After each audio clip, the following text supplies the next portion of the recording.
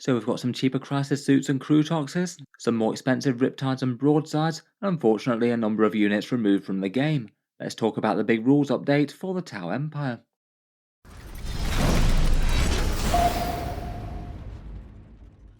Hello and welcome back to Auspex Tactics, where today we're talking Tau, and in this video I thought we'd go over the recent points changes. Not expected to be dropping for the codex sometime soon. It seems that the first place that they've announced them is the Warhammer 40k app.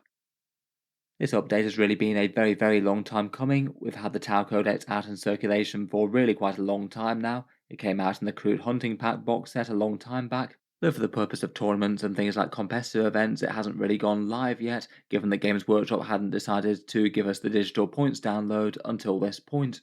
It means that lots of people have been getting a rough idea as to how the codex functions, but without the eventual points costs and not knowing whether or not certain units might be unusually cheap or unusually expensive, everything's maybe been a little bit speculative. In general, the sentiment seemed to be that if points were staying the same though, Tau were going to be one of the strongest factions in the game potentially, or certainly in the high tiers, and having a good chance of topping tournaments. It seems now though that points have been unveiled. The first place that Games Workshop has posted them is the Warhammer app this time round. This will then follow on the Minotaur and Field manual download in the Warhammer community webpage. I'm not sure if they're going to do that today at this point or tomorrow. If there's any other details or interesting information when they do actually announce it and put up the article, I'll likely just add a pinned comment down in the comment section.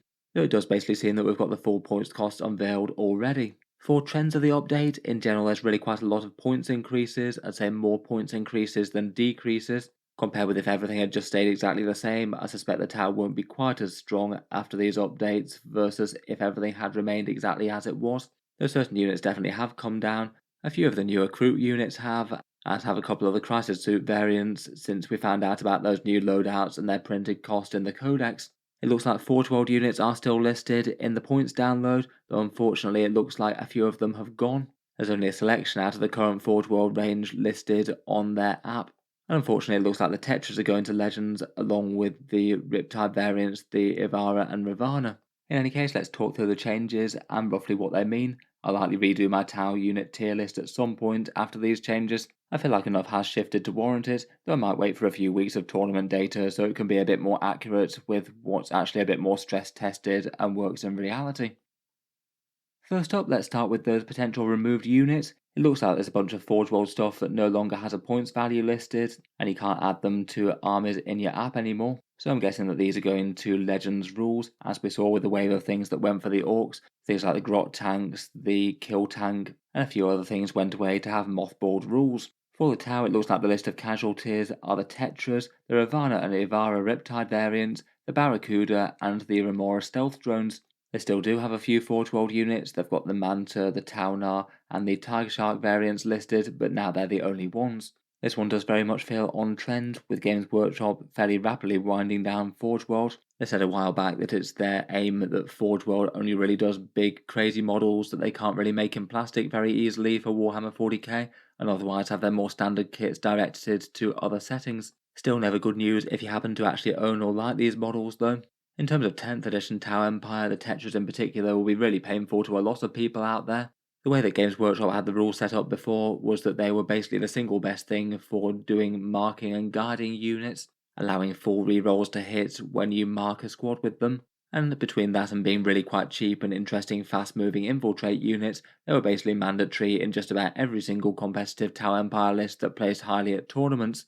It always does feel properly painful when you go from a unit being auto-include good and also extra expensive because it's Forge World, and then all of a sudden the rules are in Legends. So basically anyone who did choose to buy this for tournament play has suddenly had it flipped and relegated to fun and fluff games only when you might feel a bit bad about using them, as they're now excluded from balance passes, so if they're making your army massively stronger, it might feel that you have an unfair advantage to some extent.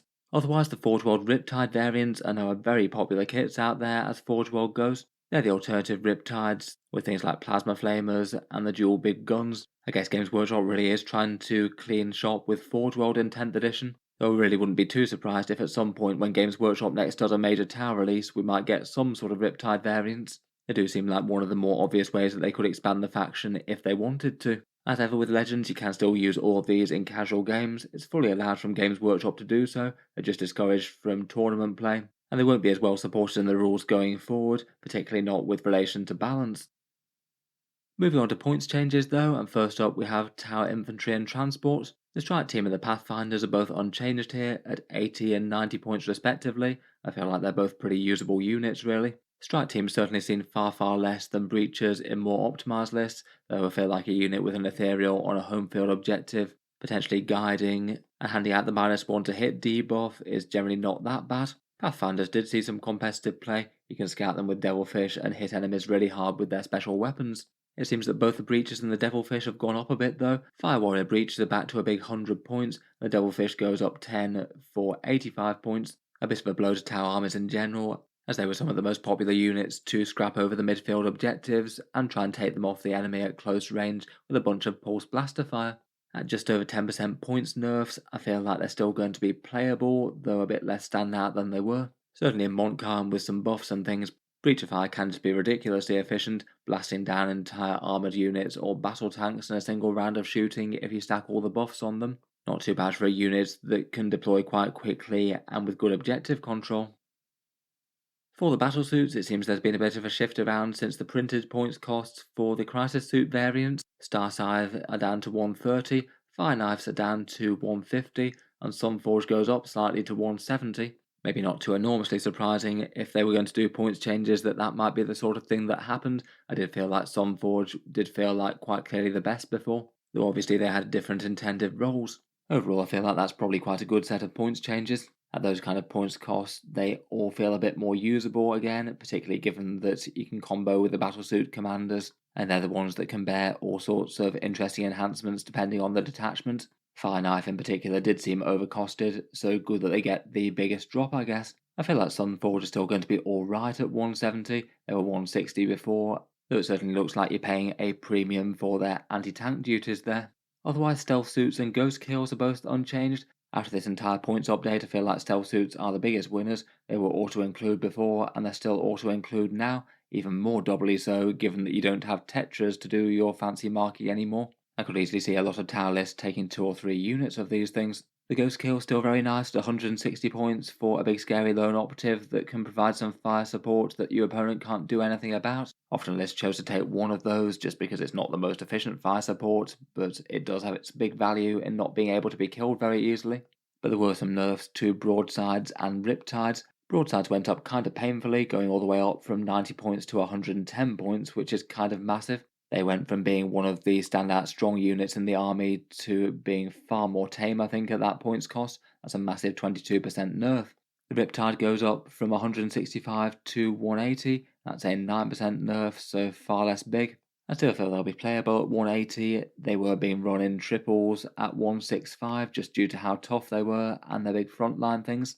I feel like they remain how they were before, a unit that doesn't really have all that great damage output, but is kind of sturdy for the cost, and with the fall back and shoot thing, it means that you can more comfortably have them on the front line than most.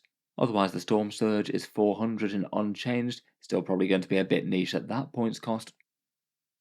Next up, we've got Tau Tanks and Skimmers. Piranhas are 55 and still fine between their scouting things, plus a big barrage of Seeker missiles early on. Hammerheads are 130 and still pretty fine at that points cost, I think. Some nice enough heavy firepower. Skyrays do go up a bit, it seems, though. They jumped from 130 to 140, so plus 8% there. I still think they're going to be interesting enough at that points cost, though. They have gained twin linked in the codex, and in general, I did see a lot of people rating them above Hammerheads before. I certainly feel like compared with broadsides, these two have just gained a lot by this points increase, going up far less than them, and gaining on them if you wanted some dedicated long-range anti-vehicle fire support. Otherwise, for the more niche units that Games Workshop don't seem to want to keep mainline are the Flyers and Fortifications. Both the Flyers go up for some reason, the Razor Shark to 170 and the Sun Shark to 160. The Tower ones I don't think were particularly unusable. They could throw out a whole load of cyclic ion shots out of reserve, but I certainly don't think they needed points increases given that they're kind of limited in what they do anyway, with lacking hover and not being able to start on the board. Games Workshop does seem kind of determined to keep Flyers out of competitive play for the most part. Otherwise, all the Tide Wall fortifications are unchanged, the shield line, gun rig, and drone port. Between being slow, no objective control, and not being able to guide or mark with them, they're still going to be ridiculously niche. I'd certainly rate them as far more units for sort of fun and fluffy type games, and the Devilfish is definitely what you want for more competitive lists. Moving on to the Kroot units next, and it's a bit of a mixed bag here. Some things go up and some things go down. Unfortunately, I'd say that perhaps one of the biggest losers of the updates might be the Kroot Carnivore squad, going all the way up from 55 points for 10 of them up to 75. They take the single biggest percentage increase, going up a huge 36% there. Even if they did gain some good abilities from the Codex, they get Objective Control 2 now, and the Sticky Objectives type rule, but also looking like an interesting unit for the Kroot Hunting Pack, given that basically all the stratagems seem to work best on them, and if you wanted to play that formation at 2000 points, you'd probably want 420 Kroot Carnivores. Going up by this much is kind of disastrous for that sort of army list. You could argue they were somewhat durable before, between their stealth and the 5+ invulnerable save at range, but that's far less the case now that they're 75 points. Feels like there's just going to be so much more niche in most army lists. Maybe you still want one unit to have that sticky objectives type rule, which is admittedly very good, but just don't really feel like they're going to be carrying much weight for their points cost on the battle line now. The Fast Stalkers unfortunately also go up from 70 points to 85. Again, really not sure that they needed the nerf at all. They're already very low threat and fragile for the cost. Even if they did gain a little bit of interest between forward deploying and then the Trail Shaper redeploying them after seeing the opponent's deployment, so you could basically put them down anywhere with perfect knowledge. Otherwise, the Kroot Hounds are 40, they were previously 30, but you only got 4 of them. Still seem like they could be okay if you just want a ridiculously fast moving screening type unit. But otherwise for the Kroot Riders there is a little bit of good news. The Rampagers dropped down from 130, which was a bit overcosted, down to 110. That looks far more in line with their abilities really, and really quite a decent points decrease on what was printed. I feel like 15 wounds at toughness, and they genuinely look really quite interesting for a countercharge type unit now. 15 wounds for that cost isn't bad, they just have quite a lot of general purpose melee between their impact hits and then the attacks from both the riders and their steeds. The Kroot Riders looking a bit better as well, is 35 points, so unchanged from pre-Codex. He gained big stat line boost though, with better toughness and improved fire support. Still seems fine for maybe just a bit of a placeholder unit in the backfield maybe, doing a bit of screening and a little bit of fire support, and still actually has some alright melee threats against lighter things if they get too close. While we're on auxiliaries, Vespid Stingwings are 65 points and unchanged. Still could be alright I suppose for cheap deep strikers to do secondaries. While we're on the Kroot though, let's talk about their characters as well. The Flesh Shaper goes down to 55 from 65. I feel like that was a sensible choice really, as he felt like the most underwhelming out of them on the pure rules. Both of his benefits just merely okay, though I guess the Kroot Carnivores going up to 75 points far outweighs that decrease, and it still means that the overall value proposition is still worse sadly. The Trail Shaper went up from 55 to 65. Don't think he really needed an increase there, though I guess he is good for redeploying those Fast Stalkers as mentioned. The War Shaper is 60, and I'd still quite like to see an FAQ as to whether or not he can trigger that reinforcement style stratagem for the Carnivores.